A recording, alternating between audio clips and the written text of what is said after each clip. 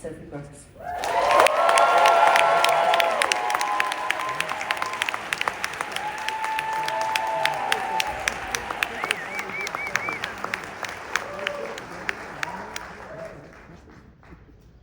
Am I supposed to, am I invited? Yeah, you're doing Oh, sorry, I this. didn't know what I was supposed to do. My actors, please, come out. Molly Gordon.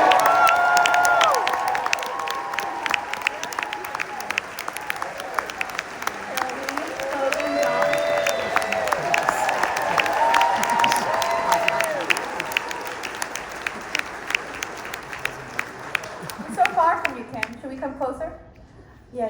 Coming back this way. Maybe not. Perfect. I'll take the lead. Switch. No, Sophie, you feel kind of far away from me. Can Okay. you come over here? We're gonna do this for about 20 minutes and then we'll Yes. figure it out. Yeah. And then Fantastic. Molly, you come where I am. Well, congratulations to you all on this film. It seems like the audience enjoyed it thoroughly.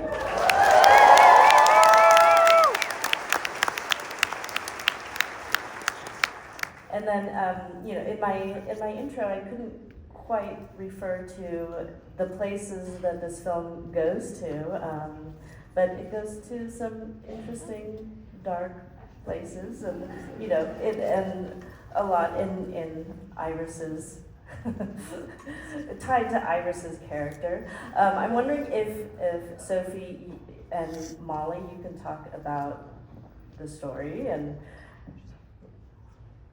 where in your warped minds this comes from. Well, I think there's this thing where when a man is looking for love, it's really sweet and romantic. And when a woman is looking for love, it's desperate and scary. And I think that's really unfair and interesting. And I also think, as someone who has gone on a lot of dates in New York City, you can really simplify complex feelings so quickly, and as we say in the film, men can be labeled assholes and women can be labeled crazy. And I think, Molly, I want you to speak to this, but I think we were excited to kind of lean into that trope of the crazy woman and poke fun at it, and poke fun at ourselves and have a little play with it, and then also, subvert it a bit. Yeah, I mean, Kim, I'm surprised that you said that it's a lot because I think it's pretty chill, but thank you. Yeah, I mean, don't we all just want to force someone to have a conversation with us sometimes? And I think this is, if I was 5% crazier, what would we do? And how a miscommunication can lead to sometimes a horror film. But being connected to people is really hard, and relationships are really hard. And dating is really hard, and you can feel really alone, and we just wanted to make something that felt kind of fucked up and funny and make people feel seen. And I feel so lucky to be here. I want to thank Kim for having us, and I want to thank Sophie, my best friend, for making this movie, and I'm so proud of her.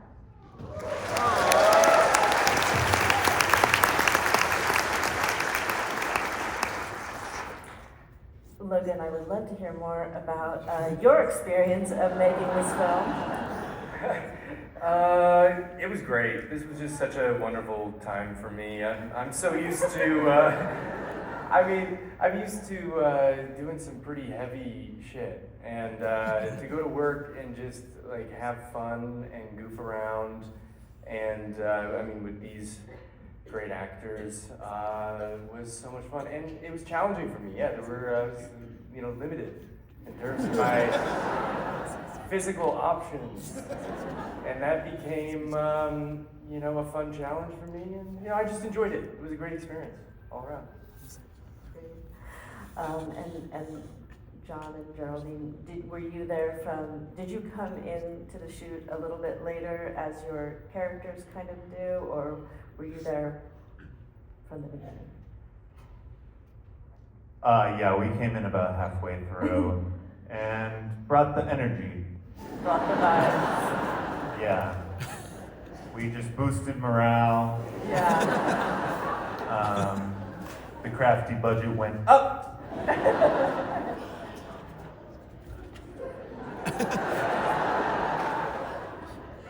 Geraldine? Exactly. You clearly had a terrible time making this movie. I mean, you all just seem to have such great chemistry together. It feels like you are all friends who are banded together to make this extremely fun film. Am I right or wrong? Well, John and I don't speak anymore, but Well, I speak. we don't speak to each other. Yes, no.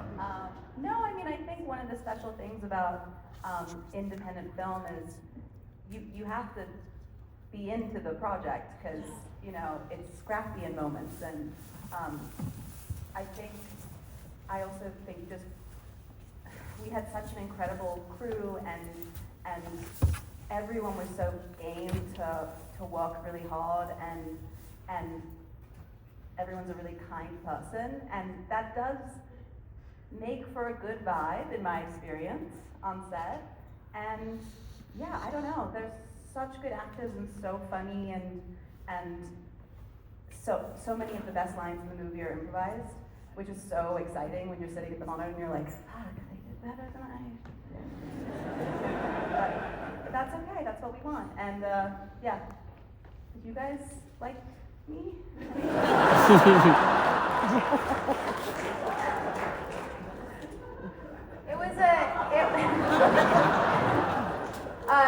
Yeah, I mean, this was a really hard movie to get made.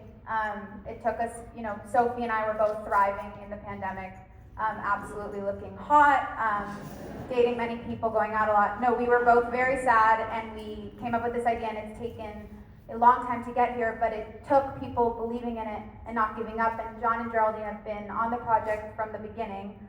Logan hasn't, but no, Logan came on this year or last year and changed the game for us. And you know, it takes an incredible man to do this role and be tied up for an entire film. So let's clap for that.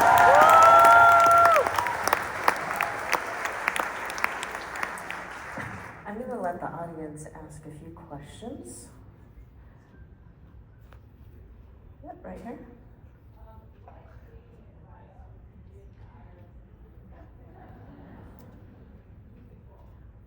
The question is, what dating advice would you give to Iris? In hindsight, is that? Anybody? Stick to missionary.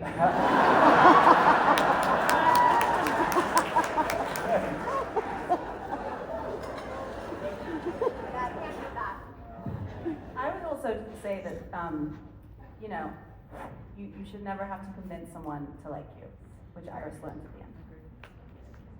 Yeah, be honest. Be honest with how you're feeling. And be honest about the movie, guys. What do you think?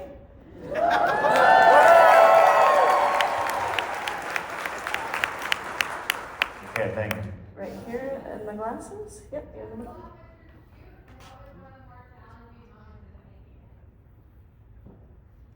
21 days in beautiful upstate New York, Germantown mainly. I mean, I think just a challenging aspect was, yeah, we had a very ambitious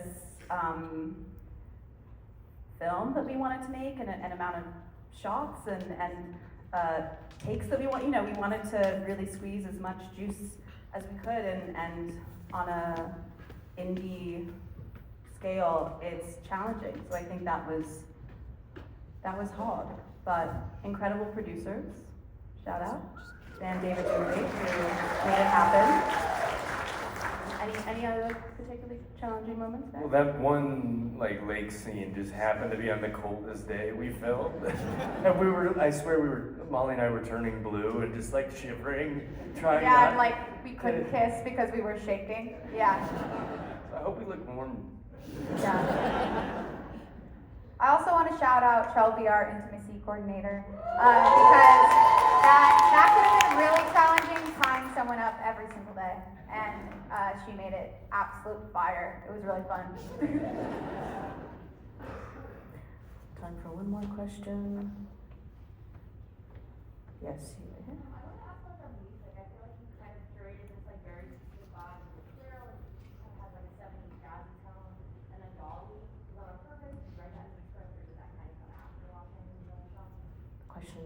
music?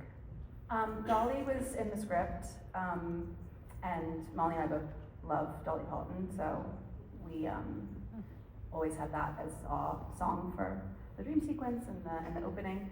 And then the rest of the music, I made a playlist when we were pitching the film, and a lot of the songs in the film are from that playlist. But we also had an amazing music supervisor, Jillian Ennis, who did an incredible job making suggestions. So kind of a combo of things that I had in my mind from, 4 years ago, and some great new ideas. Yeah. Well, thank you all for being here. We're so glad we were able to. Thank you. Thank you.